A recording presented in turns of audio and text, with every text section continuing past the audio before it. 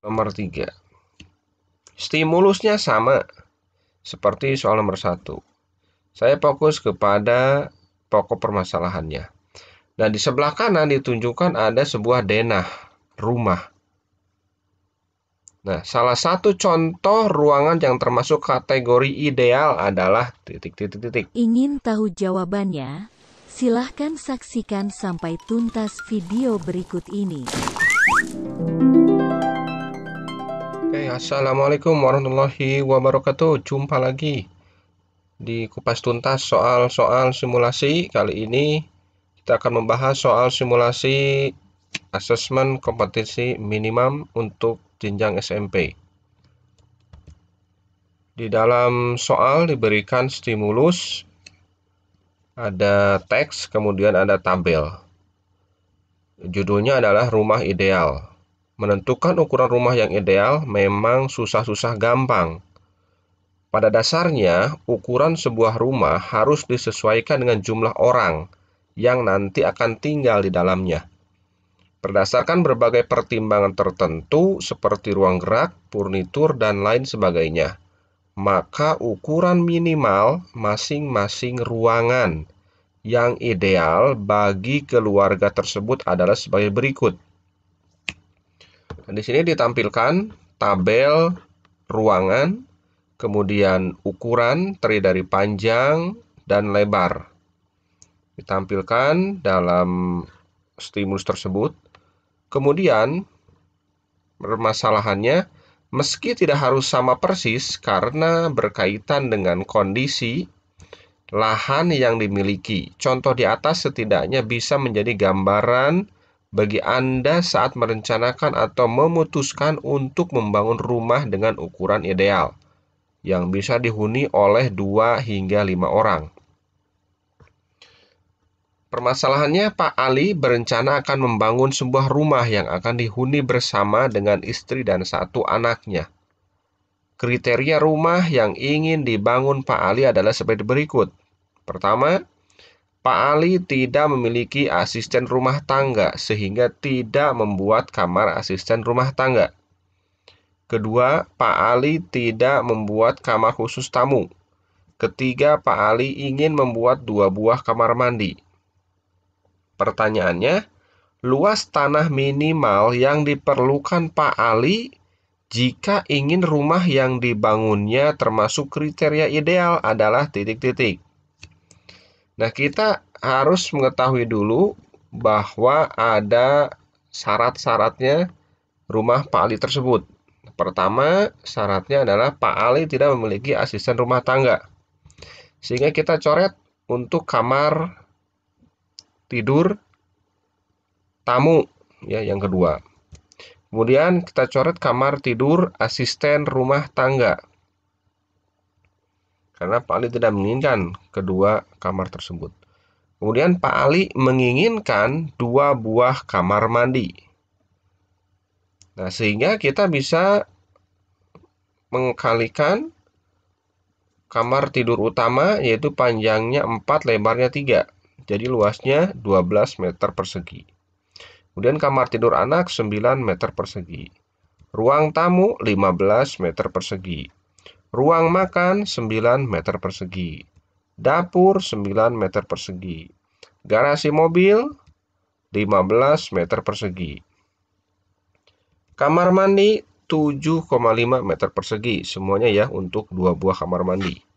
Kemudian gudang 6 meter persegi.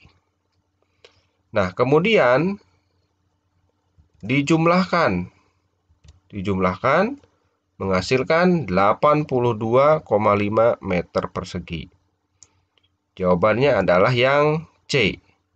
Nah, sehingga luas tanah minimal yang diperlukan Pak Ali untuk membangun rumahnya sehingga termasuk kriteria ideal adalah 82,5 meter persegi. Jawabannya C. Soal nomor 2. Masih tetap stimulusnya sama seperti soal yang pertama. Saya langsung saja kepada pokok permasalahannya yang diberikan warna hijau ini. Pak Ali membeli sebidang tanah yang luasnya 1 are. Pak Ali mengalokasikan 15 meter persegi dari tanah tersebut untuk dibuat halaman rumah. Apakah Pak Ali bisa membangun rumah yang ideal?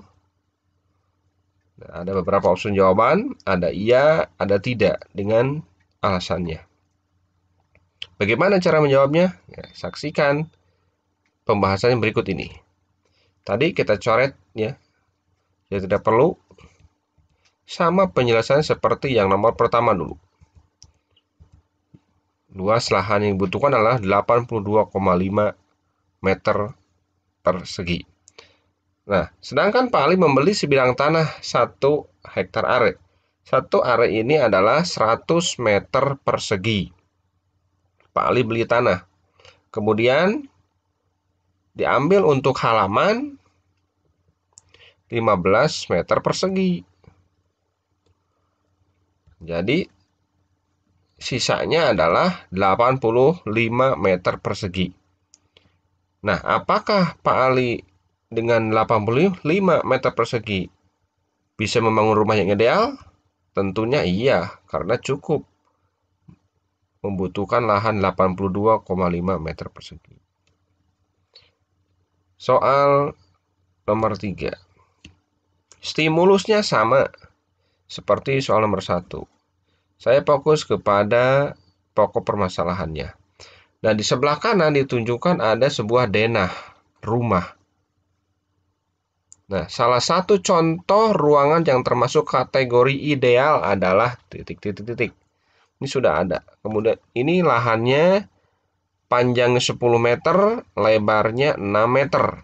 Nah, 10 meter ke 6 meter ini dibagi menjadi beberapa ruangan.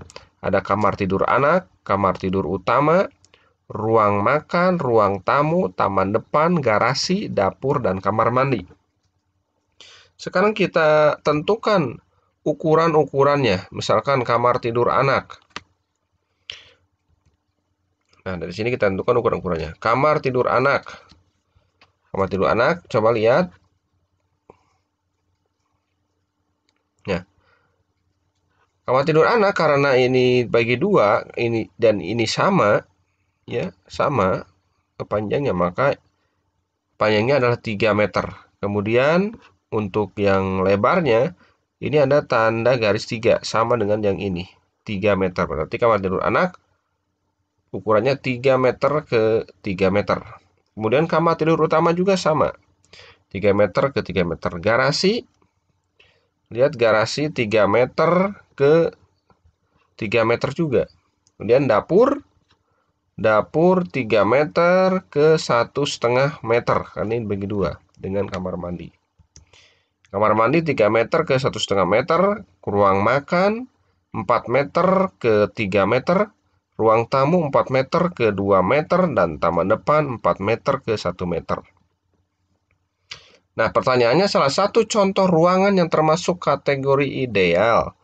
Nah, dari sini setelah kita dapatkan datanya, kemudian kita bandingkan dengan ukuran minimal masing-masing ruangan yang ideal yang ada di dalam tabel. Kamar tidur anak. Di sini 3/3. Oh, ini berarti ideal. Kalau kamar tidur utama 4/3. Garasi 5/3 idealnya. Dapur 3/3. Kamar mandi 2,5 ke 1,5. Kemudian ruang makan 3/3. Ini 4/3, lebih terlalu besar. Ruang tamu 5/3, ini 4/2, terlalu kecil. Ya. Nah, yang mendekati adalah yang kamar mandi, sehingga yang termasuk kategori ideal adalah kamar tidur anak dan kamar mandi. Jawabannya adalah yang C. Nah, gitu. Itu soal pilihan ganda. Soal selanjutnya yaitu uraian. Stimulusnya tetap sama.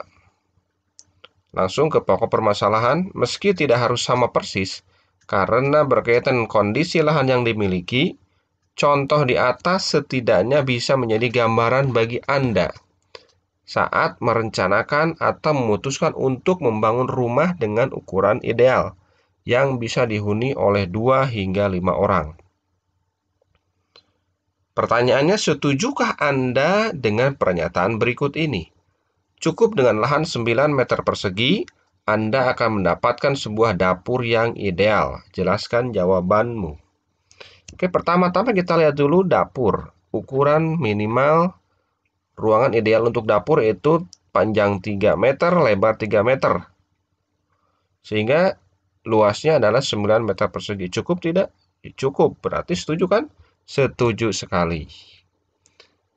Dengan lahan 9 meter persegi, kita dapat membangun sebuah ruangan yang ideal untuk dapur.